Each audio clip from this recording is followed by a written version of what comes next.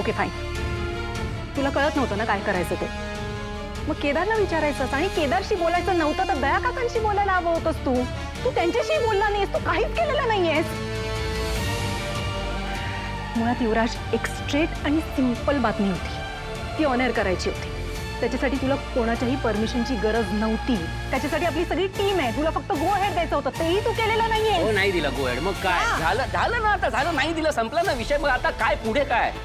बाहेर काढणार मला ऑफिस मधून, पण घरातून काढलंस तसं बोल. काय करणार आहेस ते सांग आता. डिसिजन दे. मी ना बहीण आहे तुझी युवराज. ओह अच्छा, बोल. जशी या कंपनीची जबाबदारी माझ्यावर आहे, तशी एक बहीण म्हणून तुझी सुद्धा जबाबदारी माझ्यावरच आहे. इंटर्नशिप संपणार होती ना तुझी, तुझ्या प्रमोशनचा विचार करत होते मी, पण आता नाही. हे सगळं झाल्यावर मला असं वाटतं की तुला अजून ट्रेनिंगची गरज आहे. So promotion is cancelled. हाच आहेत ना काकू, बोला ना. हॅलो तारिणी, अगं कुठेस तू? इथे केवढा मोठा प्रॉब्लेम झालाय. काय झालं नक्की? अगं ही इरा सकाळपासून जेवलीच नाहीये. आम्ही खूप भरवण्याचा प्रयत्न केला. हिला एक तर कौशिकी हवी, नाही तर तारिणी मामी हवी म्हणते. जेवणारच नाही म्हणते. हे बघ, आधीच उन्हाळ्याचे दिवस आहेत. जेवली नाही, पित्त झालं तर कौशिकी आपल्यावर रागवेल ना. आपल्यावर विश्वास ठेवून ती इराला सोडून गेली ना आपल्याकडे. बरं बरं बरं ठीक आहे. तुम्ही एक काम करा, आत्ता ना तिला थोडंसं दूध द्या आणि तिला सांगा की मामी पोचतेच आहे थोड्या वेळात, ती आली की खाऊ घालेल. हां हो हो, पण तू लवकर ये. हा हो हो, येते येते येते. हा.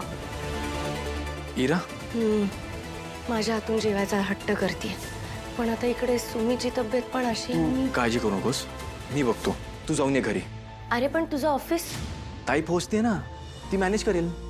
हो पण श्रीवल्लीची काळजी घ्यायला हा तिचा धनुष समर्थ आहे. डोंट वरी, मैं हूं ना. नक्की?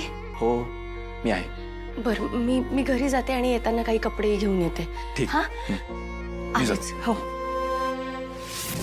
नाही, मी समजू शकतो. माझी चूक झाली. माझ्यामुळे तुम्हा सगळ्यांना त्रास झाला, त्रास होतोय. मी समजू शकतो. आय नो माझी लायकी नाही. फक्त मी एक सजेशन देऊ का? नाही म्हणजे एक छोटं सजेशन आहे. हे बघ, काय करायचं, चौघांनी एकत्र यायचं. तू, दयानंद खांडेकर, केदार आणि तारिणी एकत्र यायचं आणि मला संपवून टाकायचं, मारून टाकायचं मला. युवराज, त्रासच संपेल ना तुमचा, कायमचा संपेल. Yuvraj, this is not the solution. Yuvraj please.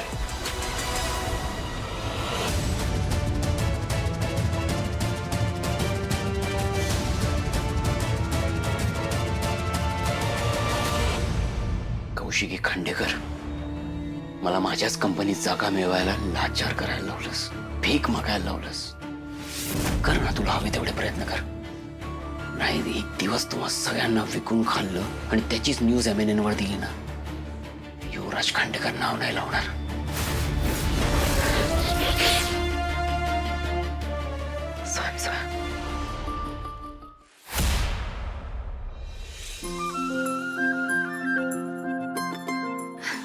झोपलीये बरं का इरा, आणि शांतही झालीये. तिला मी खाऊ पण घातलंय. Thank God. एवढा वैताग आणलाय ना ह्या मुलीने. अगं ती लहान आहे, तिला कशी परिस्थिती कळणार. पण तू आज खूप छान सांभाळलंस तिला. हो ना.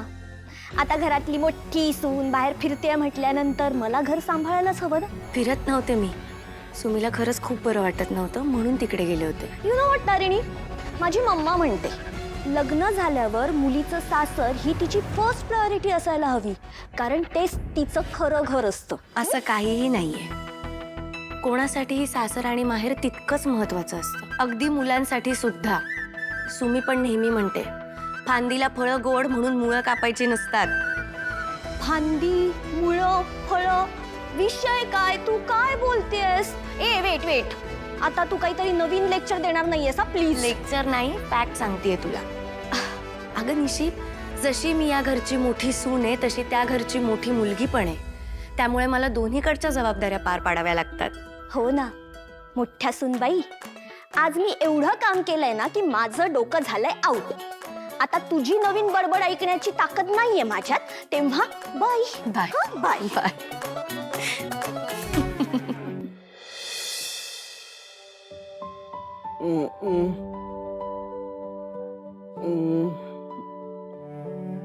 धनुष, अरे किती वेळ असं बसणार आहेस? जाऊन आराम कर ना तू. अगं तू झोप ग. नाही तुझ्या तापाला उद्यापर्यंत विलन सारखं पळून लावलं ना तर नाव सांगणार नाही माझ्या श्रीवल्लीचा धनुष. आणि तुझा हा धनुष थकणाऱ्यांपैकी नाहीये. Mind it. तू काही ऐकायचं नाहीस बाबा.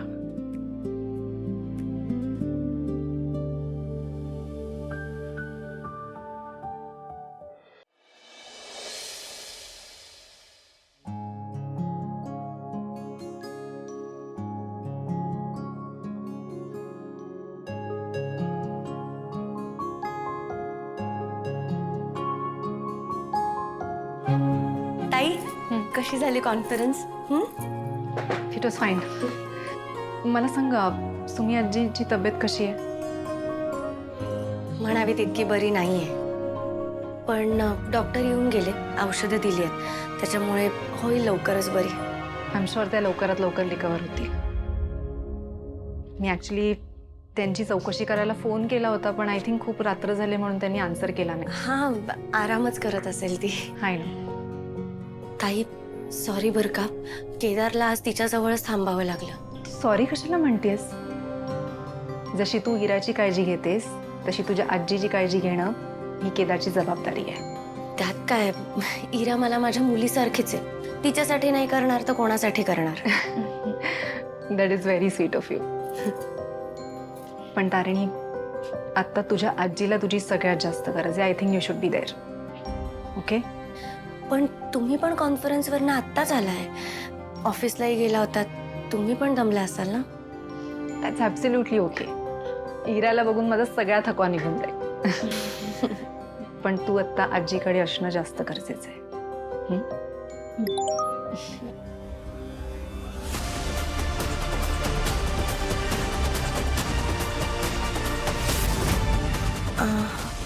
काय झालं? सगळं ठीक आहे ना?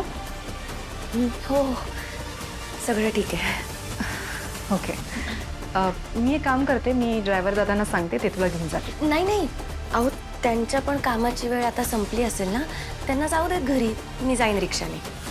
R you sure? हो. Okay fine. तू नीट जा, स्वतःची काळजी घे आणि लवकर घरी परत ये. हो. आणि प्लीज तुम्ही आजीबद्दल अपडेट्स देत राहा. हो तुम्ही पण आराम करा. ठीक आहे. हो.